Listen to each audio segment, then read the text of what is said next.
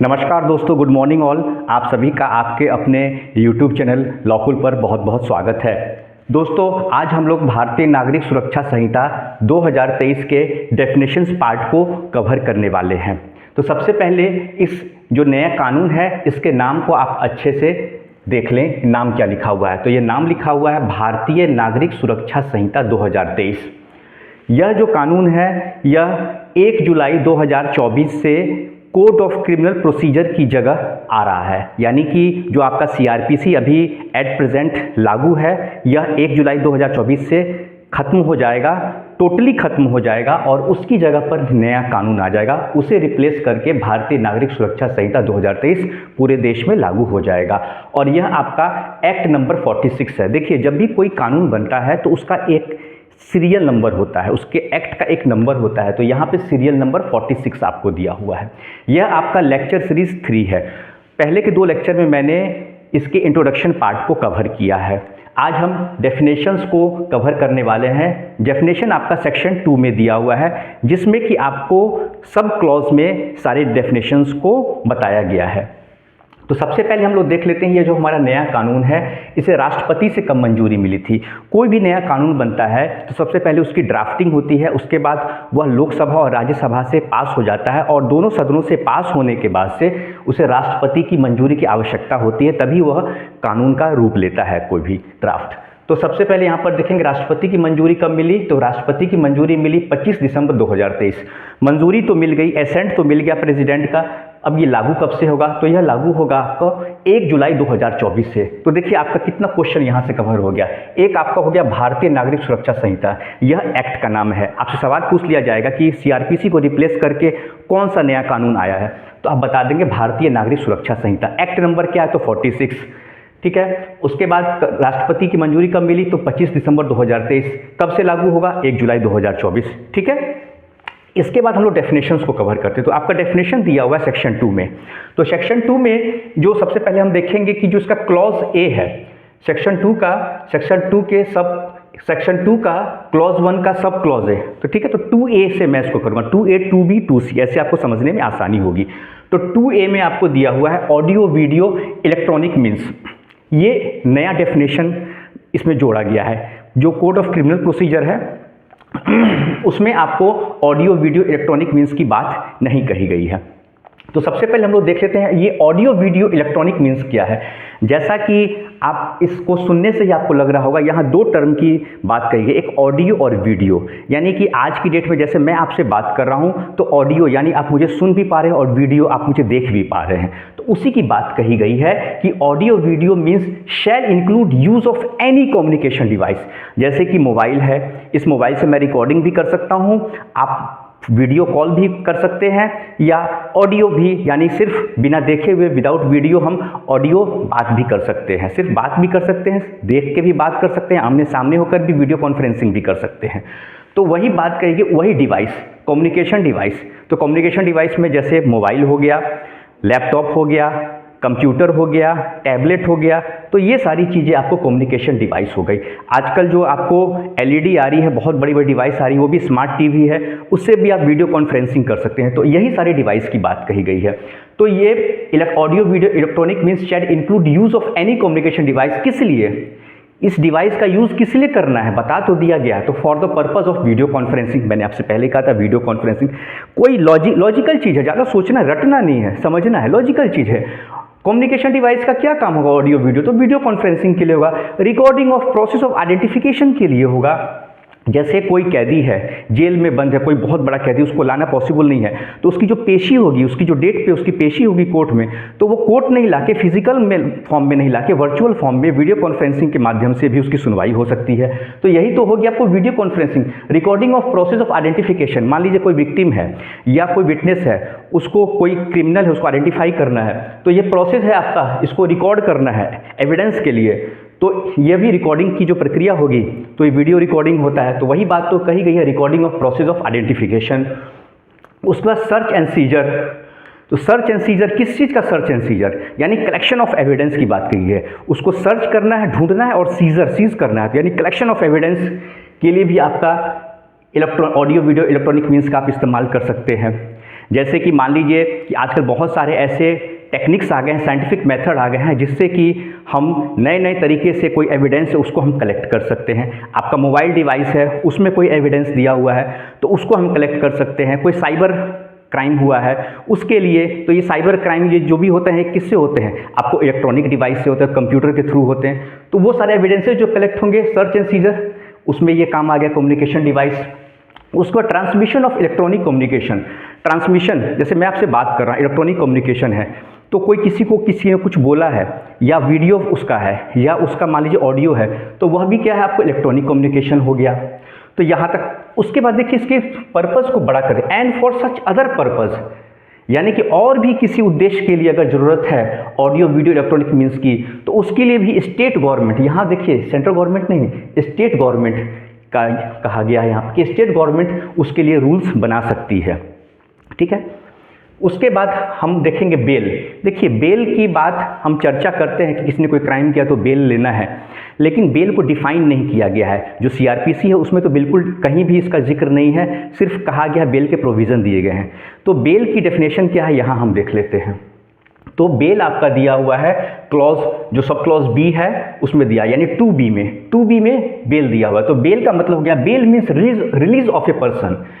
कौन सा पर्सन भाई, किसी भी आदमी को तो बेल नहीं मिल जाएगा ना, किसको, जो कि एक्यूज्ड है, यानी जिसके ऊपर किसी अपराध करने का आरोप लगा हुआ है, एक्यूज्ड के ऊपर, या फिर सस्पेक्टेड ऑफ कमीशन, या किसी के ऊपर संदेह है कि उस व्यक्ति ने अपराध किया है, या तो जो व्यक्ति अपराधी है या जिस पर संदेह है कि उसने किसी प्रकार का अपराध किया है, तो ऐसे व्यक्ति के लिए कहा गया है कि bail means release of a person accused of or suspected of commission of an offence. उसने कोई अपराध किया है तो उसे from the custody of law, from the custody of law का मतलब वो जेल में बंद है तो वहां से उसको छोड़ने की बात कही गई है।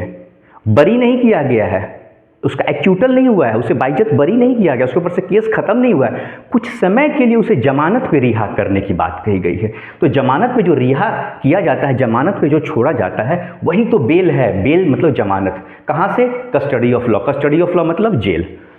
अपॉन सर्टेन कंडीशन, भाई ऐसे नहीं छोड़ेंगे, कुछ कंडीशन आपको देनी होगी। बिना कंडीशन के, आप बिना भरोसे के, जब तक आप भरोसा नहीं दिलाएंगे कोर्ट को, तब तक आपको नहीं छोड़ेंगे। आप कहीं भाग जाइएगा तो हो सकता है, या आप कोई दूसरा क्राइम करने लगिएगा, मिसयूज़ नहीं कर सकते हैं आप बेल का। तो यहाँ पर कंडीशन इसलिए कही गई है। कंडीशन, कौन कंडीशन देगा, तो बाई एन ऑफिसर। कौन ऑफिसर, तो देखिए जो छोटे मोटे जो अपराध होते हैं उसमें आपको थाने से भी आप सुनते हैं कि बेल मिल जाता है, या कोर्ट से भी आके आप बेल ले लेते हैं। तो यहाँ पर जो ऑफिसर का टर्म है पुलिस ऑफिसर और जुडिशियल ऑफिसर, यानी कि जो पुलिस पदाधिकारी होता है वह भी, और कोर्ट में जो हमारे जुडिशियल मजिस्ट्रेट होते हैं वो। ठीक है। तो या फिर एक तो हो गया कि भैया कंडीशन पे आपको छोड़ा जा सकता है, एक छोटी मोटी कंडीशन दे के आपको छोड़ दिया जाएगा।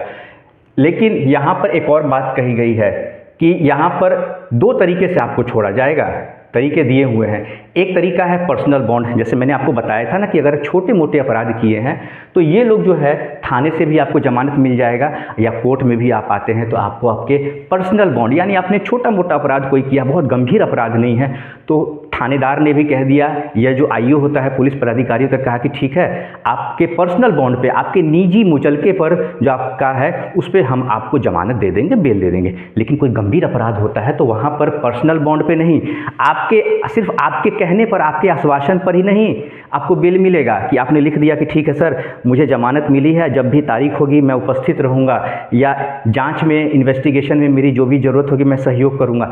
आपके लिखने से काम नहीं चलेगा भाई, आप बहुत बड़े अपराधी हैं, तो आप बहुत बड़े अपराधी हैं तो आपको दो ऐसे लोगों को लाना होगा, कोर्ट कहेगी, यहाँ पुलिस नहीं दे सकती, यहाँ कोर्ट कहेगी कि दो ऐसे व्यक्तियों को लाना होगा जो कि आपको अच्छे से जानते हैं, और उनका पूरा डॉक्यूमेंट हम रखेंगे, उनका आधार कार्ड हो गया, उनका वोटर आईडी हो गया, हम रखेंगे, कोर्ट में रखेंगे, और तभी आपको बेल बॉन्ड भरना होगा, यानी बेल बॉन्ड। यहाँ तो पर्सनल बॉन्ड हो गया, देखिए यहाँ पर्सनल बॉन्ड, दोनों में फ़र्क है, पर्सनल बॉन्ड और बेल बॉन्ड। पर्सनल बॉन्ड का मतलब कि एक्स ने कोई क्राइम किया है और एक्स के ही आश्वासन पर, निजी मुचलके पे एक्स ने ही पर्सनल बॉन्ड दिया, उसको बेल मिल गई। लेकिन एक्स ने कोई बड़ा क्राइम किया है तो एक्स के पर्सनल बॉन्ड पे, उसके निजी बॉन्ड पे नहीं मिलेगा। एक्स को वाई और जेड 2 व्यक्ति लाने होंगे जिनका पूरा जो कागज़ होता है, डॉक्यूमेंट होता है, आधार कार्ड, वोटर आईडी कोर्ट में जमा होगा और उन्हें लिखना होगा कि यह व्यक्ति को मैं जानता हूं और जब भी मामले की सुनवाई होगी यह व्यक्ति उस दिनांक को, उस तारीख को कोर्ट में हाजिर रहेगा। एफिडेविट देना होगा कोर्ट में, शपथ पत्र देना होगा, तो यही जमानतदार हो गया। अब ये तो बात हो गई भाई ऑडियो वीडियो इलेक्ट्रॉनिक मीन्स की, बेल की बात हो गई, बेल की बात हो गई। लेकिन अपराध कौन से क्राइम की बात हो गई, बेल किस चीज़ में मिलेगा? तो 2 तरह के ऑफेंसेस होते हैं। मैंने आपको बताया था ना कि एक जो होते हैं बहुत ही गंभीर प्रवृत्ति के होते हैं और एक होता है जो छोटे मोटे अपराध होते हैं। तो छोटे मोटे अपराध और बड़े अपराध, इसी को तो डिवाइड किया गया बेलेबल और नॉन बेलेबल ऑफेंस में। और कहाँ दिया? ये सेक्शन 2C में दिया हुआ है। 2C में क्या कहा है? Bailable offence, non bailable offence. तो यहाँ पे साफ साफ लिखा है for the purpose of bail, bail के लिए, जमानत के लिए अपराधों का वर्गीकरण किया गया, उसको बांटा गया है 2 वर्गों में, किसमें? बेलेबल और नॉन बेलेबल। देखिए अब क्या है बेलेबल ऑफेंस, उसे भी हम देख लेते हैं। तो bailable offence means an offence which is shown as bailable. Bailable offence वो अपराध होते हैं, जमानती अपराध जो ज़्यादा गंभीर प्रवृत्ति, बहुत बड़े अपराध नहीं होते हैं, छोटे मोटे अपराध होते हैं। वह अपराध होते हैं फर्स्ट शेड्यूल में, यानी जो आपका भारतीय नागरिक सुरक्षा संहिता का जो फर्स्ट शेड्यूल बना है उसी में उसकी पूरी लिस्ट बनी हुई है कि ये जो क्राइम होते हैं ये बहुत गंभीर अपराध नहीं है, छोटे मोटे अपराध हैं। और ये आपको लिखा हुआ है फर्स्ट शेड्यूल में लिखा हुआ है, ठीक है। और यह फर्स्ट शेड्यूल कहाँ पर दिया हुआ है? तो यह फर्स्ट शेड्यूल दिया हुआ है भारतीय नागरिक सुरक्षा संहिता के कॉलम 5 में। जो फर्स्ट शेड्यूल है उसी के कॉलम 5 में तो दिया हुआ है यह बात, कॉलम 5 में, बस इतना ध्यान रखिएगा। फर्स्ट शेड्यूल में दिया हुआ है, कॉलम 5 में दिया हुआ है बेलेबल ऑफेंस के बारे में, यानी जो बहुत ही छोटे मोटे अपराध होते हैं, जमानती अपराध होते हैं। उसके बाद हम बात करते हैं कि ठीक है यह तो बात हो गई, लेकिन नॉन बेलेबल ऑफेंस क्या होता है? तो जो बाकी के जो अपराध होते हैं, बेलेबल ऑफेंस की जो लिस्ट दी है उसके अलावा बाकी जितने भी ऑफेंसेस होते हैं सब नॉन बेलेबल हैं, वो गंभीर प्रवृत्ति के अपराध होते हैं, ठीक है। जैसे मर्डर हो गया, डकैती हो गया, रेप हो गया, ठीक है, अटेम्प्ट टू मर्डर हो गया, ये सब जो बड़े बड़े क्राइम हैं यह आपको आ जाता है नॉन बेलेबल। बहुत गंभीर अपराध है, बहुत बड़ा अपराध है ये। तो अब यहाँ पर देख लेते हैं कि भाई ये जो फर्स्ट शेड्यूल की बात कही गई है, तो फर्स्ट शेड्यूल में जो ऑफेंसेस यानी जो अपराधों का क्लासिफिकेशन हुआ है, वर्गीकरण हुआ है, वो कौन से अपराध हैं यह भी तो जान लीजिए। तो ये तो वही अपराध हैं जो भारतीय न्याय संहिता में दिया हुआ है। अब ये भारतीय न्याय संहिता क्या है? तो देखिए जैसे सीआरपीसी की जगह भारतीय नागरिक सुरक्षा संहिता आपका आया है, ठीक उसी तरीके से भारतीय न्याय संहिता 2023 यानी आईपीसी को रिप्लेस करके, इंडियन पीनल कोड 1860 को रिप्लेस करके नया जो कानून आएगा भारतीय न्याय संहिता, कितना सुंदर नाम है, भारतीय न्याय संहिता 2023। एक्ट नंबर इसका क्या है?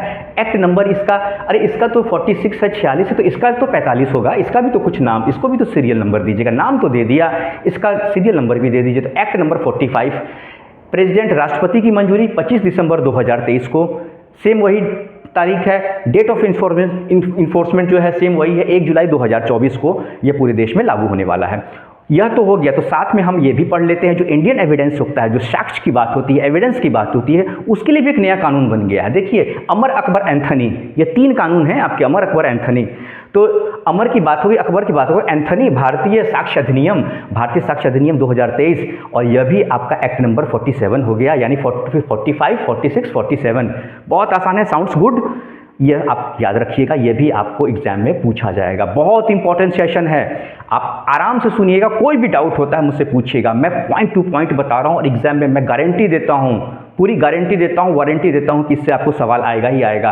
तो एक्ट नंबर 47 राष्ट्रपति से कब मंजूरी मिली? तो 25 दिसंबर 2023 को मंजूरी मिली, और डेट ऑफ इन्फोर्समेंट भी आपका वही है, 1 जुलाई 2024।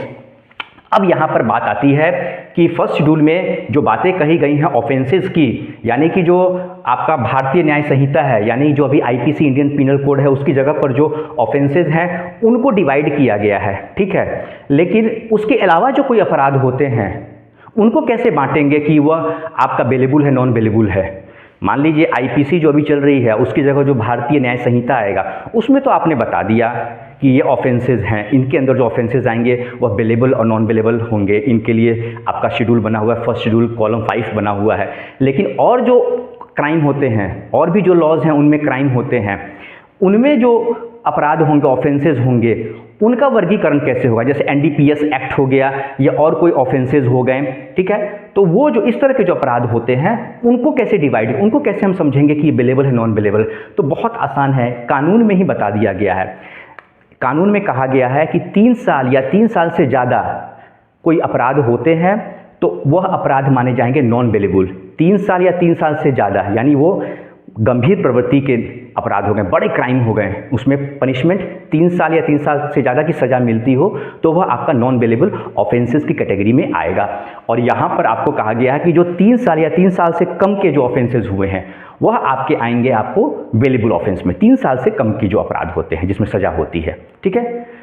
उसके बाद आपको कहा गया है यहाँ पर बेल के बारे में कि बेल का प्रोविज़न कहाँ दिया है नए कानून में। बेल की तो बात हो गई, बेल की डेफिनेशन भी हमने पढ़ ली, इसके बारे में बताया कहाँ गया है, तो इसके बारे में बताया गया है जो आपका प्रोविजंस ऑफ बेल है, the provisions relating to bail are laid down in chapter 35। Chapter 35 किसका चैप्टर 35? तो भारतीय नागरिक सुरक्षा संहिता, भारतीय नागरिक सुरक्षा संहिता जो नया कानून बना है उसके चैप्टर 35 में, बहुत इंपॉर्टेंट है। यहाँ से भी आपको क्वेश्चन आएगा, अरे यह तो जान लिया लेकिन टोटल चैप्टर कितने लगे हाथ यह भी जान लीजिए। तो लगे हाथ आप जान लीजिए कि टोटल चैप्टर्स कितने हैं भारतीय नागरिक सुरक्षा संहिता में, तो 39 है। टोटल सेक्शंस कितने हैं? तो 531 सेक्शंस है। अब शेड्यूल्स देखिए, शेड्यूल्स 2 शेड्यूल है, एक शेड्यूल की तो बात हमने कर दी जिसमें आप बेलेबल नॉन बेलेबल ऑफेंसेस की बात करते हैं। दूसरा शेड्यूल क्या है? तो दूसरा शेड्यूल कहता है प्रारूप की बात, सेकंड शेड्यूल, जिसमें फॉर्मेट्स होते हैं, प्रारूप होते हैं। किस चीज़ के फॉर्मेट होते हैं? वो फॉर्मेट होते हैं जैसे कोर्ट से समन इशू होगा वो कैसे लिखा जाएगा, उसका एक पूरा मॉडल फॉर्म होता है। अगर कोई अपराधी भगौड़ा हो गया है तो उसके लिए जो प्रोक्लामेशन होता है उसका फॉर्मेट दिया हुआ है, ठीक है। चार्जेस फ्रेम होंगे उसका फॉर्मेट दिया हुआ है, तो यही फॉर्मेट दिया हुआ है सेकंड शेड्यूल में बस। और फर्स्ट शेड्यूल बता ही दिया, बहुत ही आसान है, जहां बेलेबल और नॉन बेलेबल ऑफेंसेस की बात कही गई है। कौन से ऑफेंसेस की बात कही है? अरे वही तो ऑफेंसेस हैं जो आपको अभी आईपीसी में है और नया कानून जो आपको भारतीय न्याय संहिता बना है उसी में जो ऑफेंसेस हुए हैं, मर्डर, डकैती, रॉबरी, थेफ्ट, ये जो अपराध हुए हैं, चोरी, लूट, ये जो, ठीक है, ये जितने भी अपराध हैं, बड़े बड़े अपराध हैं उनके या छोटे भी अपराध हैं, सबका वर्गीकरण जो हुआ है, क्लासिफिकेशन हुआ है अपराधों का, वही तो दिया हुआ है फर्स्ट शेड्यूल में। यहाँ कोई दिक्कत तो बिल्कुल पूछिएगा कमेंट सेक्शन में। उसके बाद हम आते हैं कि बेल बॉन्ड। अब बेल हमने तो ऑडियो वीडियो इलेक्ट्रॉनिक मीन्स भी पढ़ लिया, बेल भी पढ़ लिया, बेलेबल नॉन बेलेबल ऑफेंस पढ़ लिया, एक नया डेफिनेशन भी यहाँ जुड़ गया, बेल बॉन्ड। बेल बॉन्ड के बारे में भी हम सुनते थे, भाई जज साहब ने आपको जमानत तो दे दिया, कहा जमानत तो दे दिया लेकिन बेल बॉन्ड भरना पड़ेगा, यही तो बेल बॉन्ड है जिसके बारे में आप सुनते थे। तो देख लीजिए यहाँ तो डिफाइन कर दिया गया, कितना अच्छा है। देखिए पहले डिफाइन नहीं है, सीआरपीसी में देख लीजिए कहीं आपको नहीं मिलेगा, यही नए कानून में है। बेल बॉन्ड क्या है? तो bail bond means N undertaking. आप कोर्ट को वचन दे रहे हैं, कोर्ट को प्रॉमिस करे, वचन दे रहे हैं कि हुजूर आप हमको बेल दे दीजिए, कोई दिक्कत नहीं है, जब भी तारीख होगी मैं कोर्ट में, न्यायालय में हाजिर रहूंगा, सुनवाई में पूरा सहयोग करूंगा, मैं ट्रायल में आऊंगा। यही तो बात कही गई है बेल बॉन्ड में। सेक्शन 2 क्लॉज डी में, सेक्शन 2D में बात कही गई है। 2D क्या कहता है? तो बेल बॉन्ड, बेल बॉन्ड के बॉन्ड में डी आता है तो 2D ऐसे जोड़ लो, आप याद रहेगा। Bail bond, bond, James bond, bond, ठीक है, तो बॉन्ड में डी आ गया, जेम्स बॉन्ड में भी डी आ गया। तो ये जेम्स बॉन्ड वाला बेल बॉन्ड नहीं है, दोनों अलग है। तो जेम्स बॉन्ड से याद कर लो बेल बॉन्ड, और दोनों में लास्ट में डी आ रहा है तो डी का मतलब 2D हो गया। तो 2D में ही तो डिफाइन किया गया है इस जेम्स बॉन्ड को, बेल बॉन्ड को। और इसमें आप वचन देते हैं कोर्ट को, अंडरटेकिंग देते हैं और कहते हैं कि साहब मुझे आप मुक्त कीजिए, रिलीज़ कर दीजिए, जेल में मैं नहीं रहूँगा, मैं बाहर ही रहूँगा और मैं कहीं नहीं भागूंगा, और जब भी तारीख होगी हुजूर मैं तारीख पर, डेट पर हाजिर रहूँगा, न्यायालय में पूरा सहयोग करूँगा सुनवाई में। यही तो बात कहता है बेल बॉन्ड 2D में। 2D तो हो गया, अब 2E भी पढ़ लेते हैं। जब बेल बॉन्ड पढ़ लिया तो बेल बॉन्ड तो है, बॉन्ड को भी पढ़ लो, अकेले जेम्स बॉन्ड को जोड़ के नहीं, बॉन्ड को भी पढ़ लो अकेले। तो बॉन्ड मीन्स क्या है? तो बॉन्ड मीन्स सीधा सा बात है, पर्सनल बॉन्ड है, निजी मुचलका, उसी की तो बात की थी पर्सनल बॉन्ड की। यहाँ पर हमने पर्सनल बॉन्ड समझ लो, आप यहीं पर दिया हुआ है पर्सनल बॉन्ड। तो पर्सनल बॉन्ड क्या कहता है? तो पर्सनल बॉन्ड में भी आप वचन देते हैं, अंडरटेकिंग देते हैं कोर्ट को, कहते हैं कि हुजूर मेरा अपराध बहुत छोटा सा अपराध है, भूलवश मुझसे हो गया, बहुत गंभीर प्रवृत्ति का नहीं है, मुझसे एक छोटा सा अपराध हो गया, हुजूर माफ़ किया जाए, एक मौका दिया जाए, मैं जो भी सुनवाई होगी, मुकदमे की सुनवाई होगी वहाँ पर उसमें मैं पूरा सहयोग करूँगा, मैं तारीख पर हाजिर रहूँगा। या थाने से भी आपको बेल मिलता है तो आप जो पुलिस पदाधिकारी हैं उन्हें आप भरोसा दिलाएंगे, उन्हें वचन देंगे कि इन्वेस्टिगेशन में जो भी सहयोग होगा मैं करूँगा। तो उसी पर आपको, आपसे पर्सनल बॉन्ड लिया जाता है, आपका पर्सनल बॉन्ड लिया जाता है यहाँ पर। यहाँ तो बेल बॉन्ड में तो आपको 2 श्योरिटी लाने होंगे भाई साहब, जितना भी श्योरिटी कहा जाएगा जितने का, यहाँ लाने में, लेकिन यहाँ पर आपने छोटा अपराध किया है, बहुत बड़ा अपराध नहीं है। तो कोर्ट भी कहती है, या जो यहाँ पर देख लीजिए impose conditions imposed by an officer, तो उसी ऑफिसर की तो बात, वही ऑफिसर आपको यहाँ पर बॉन्ड पे छोड़ेंगे, मुक्त करेंगे विदाउट श्योरिटी की बात कही गई है। यही तो दोनों में अंतर है। बेल बॉन्ड में विद श्योरिटी, आप पर भरोसा नहीं, आप बहुत बड़े अपराधी हैं, आपको 2 ऐसे लोग लाने होंगे जो आपको अच्छी तरीके से जानते हैं, और उन्हीं को जमानतदार बना के आपको श्योरिटी उन्हीं को बनाकर आपको बेल हम दे सकते हैं। उसके लिए आपको बेल बॉन्ड भरना पड़ेगा।